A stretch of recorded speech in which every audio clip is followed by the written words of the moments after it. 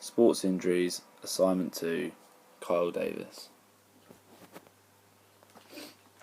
Psychological responses. Through a report, describe and explain the body's physical mechanisms to cleverly respond to an injury and bid to repair and protect the damaged tissue. The primary damage response. This is the first reaction to an injury. This makes the point of damage inflamed. This is caused by 5 signs. Each of these signs are due to psychological response to tissue injury. Inflammation first starts when the tissue gets broken or it gets injured. There is then a release of chemicals, then all the white blood cells will rush to that point of damage. One of these 5 signs is pain.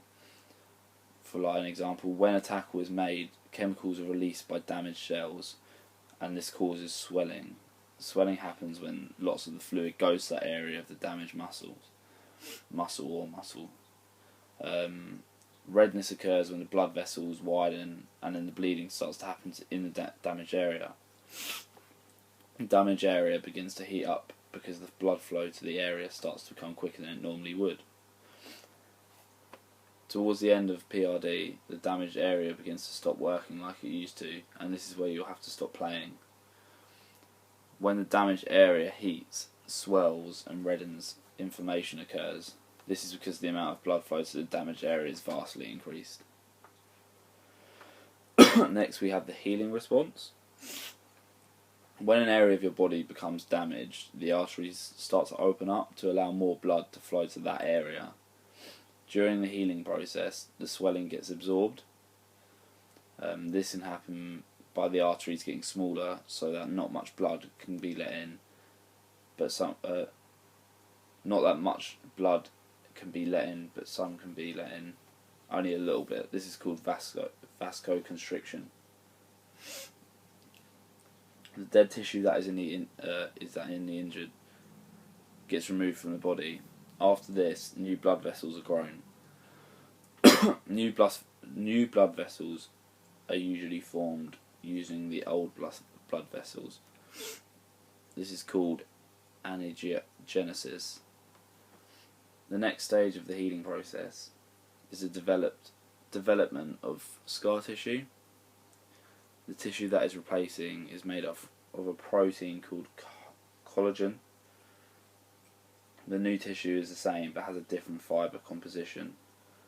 The fibrosis in collagen cross-links and forms alignment in one direction. Next is the clotting mechanism. When you get a cut on your body, the first thing that normally happens is you'll bleed internally. The bleed then will make its way through the open wound, so that's when the blood will be visible. The platelets will then start to clot and then forms a mesh over the blood vessel. So when you start to kind of develop scabs, etc. In plasmas there's a protein called fibrogen, and this is where the open wound, the enzyme thrombin forms together with the protein and creates crystal called fibrin. Next we have the remodelling process.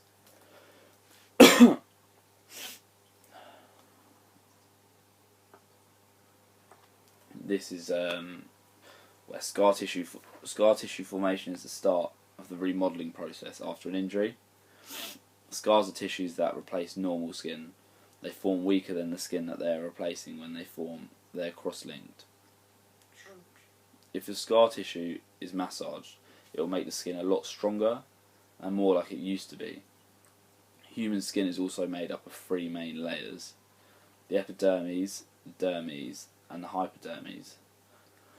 When the dermis, the pink middle layer of the cross-section of skin, is injured, the body's first response is by making blood clot in the area to close off the wound. After the blood clots, the body will then send in fibroblasts. This is a type of cell that helps rebuild skin tissue. These cells break down the clot and they'll start replacing it with proteins, primarily collagen, that will make up the scar tissue. Next, I have to investigate 2 common sports injuries and describe the psychological responses to each one. So, for example, such as like a sprain, the signs and symptoms of first, second, and third degree. So, the first one, hematomas, inter and intra. Hematoma is an internal bruise. Clotted blood is swollen within tissues. After impact from a tackle, a blood vessel or arteries become damaged. This means blood gets leaked into tissues where it doesn't actually belong. If only a tiny bit of blood is leaked through the hematoma, it will only be small. If a lot of blood is leaked into the tissues, then the hematoma will be pretty big. An example of this is like a dead leg. Intramuscular hematoma is where the blood spreads to other muscles and creates a very big bruise. Intermuscular hematoma is where the blood stays in the muscles with damage. A sprain is a tear that happens to a ligament. A grade 1 tear is in a slight tear that lasts up to 10 days. Up to 10% of fibres have been torn at this stage. A grade 2 strain lasts up to around 30 days, and this is when 50% of fibres are torn. And grade 3 is where it's like 30 to 50 plus days, and there's about 100% damage done. An example of a sprain is when you roll or twist your ankle whilst running. This could be caused from fatigue. Another example of spraining is your thumb, when you're a goalkeeper and the ball hits your thumb.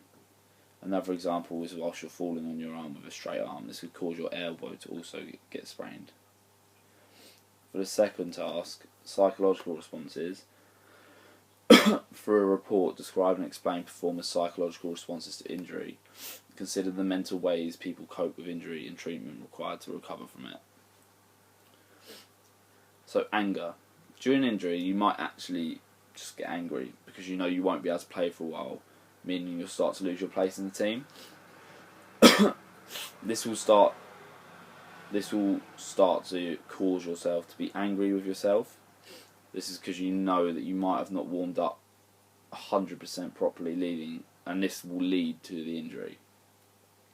Another reason why you could be angry with yourself is because you may have taken a bad touch which led to the tackle causing an injury. So in football, say you've got the ball and your first touch isn't as good as you want it to be, and then that could lead to an injury. You may also be angry with the opponent. This is because he was the one that made the tackle leading to the injury. But you could also be angry with the coach because you feel like he shouldn't have played you as it was too soon coming back from an injury. Next is anxiety. During an injury, you may be anxious about losing your place in the team. If you've worked really hard in order to win a place in the team, for example, working really exceptionally hard, doing extra training sessions to get into that first team, and the starting 11 of a football team, if you got injured, then you'd be very anxious about whether you would still have a place in the team because you worked so hard getting it in the first place. So the injury could stop. This injury could stop you from being in that first team. Another thing that you might be anxious about is the amount of time you're going to be out for. So, for example, you may be thinking about the time you're going to be spending on the sidelines watching. The next one we have is depression. During long injuries, you may start to become isolated with your other teammates. This is because you're used to being with your teammates every single day, whereas now you're by yourself and you're working hard in the physio's room. This means that you're not going to be involved with any of the conversations or even the banter that your team's having. This can also lead to becoming bored with a long-term injury because you won't be able to play football or even go to the gym, and this will start to make you feel frustrated. You may start to feel jealous of your other teammates. This is because they will go straight home once they finish training, whereas you, if injured, you have to stay in about 8 in the morning till 4 doing physio. The next one we have is frustration. During injuries, you may start to become frustrated. For example, when you're playing well and consistently getting into the starting 11, you may be annoyed that when you come back you have to work harder for your place. Also, you may have some big games coming up that you really want to be involved in. This will make you feel frustrated because you're going to start to become really unfit and you'll stop doing as much exercise as you did before. This means when you come back, you're going to have to work really, really hard to get back fit and try get into that starting 11 again. The next one is isolation from teammates. During an injury, a lot of your time is spent in the physio's room. This means that you won't be spending time with your teammates. This also means that you won't be involved with any of the conversations and start to feel left out and miss the changing room. You may start to miss the competition that you and your teammates will have. For example, competition in the training ground and competing for place in the starting 11. And then the last one is becoming demotivated. You may have to spend a lot of the time in the physio's room doing an injury, and this means you'll be doing a lot of the same things over and over again to get fit, and this will start to make you feel demotivated. You also start to feel demotivated from the lack of competition that you'd normally get from your teammates.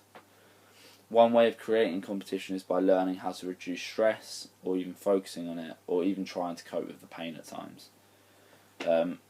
A tactic I'd use to reduce stress and motivate myself is by using meditation, because this is a huge stress reliever and it can help you mentally to get over the injury.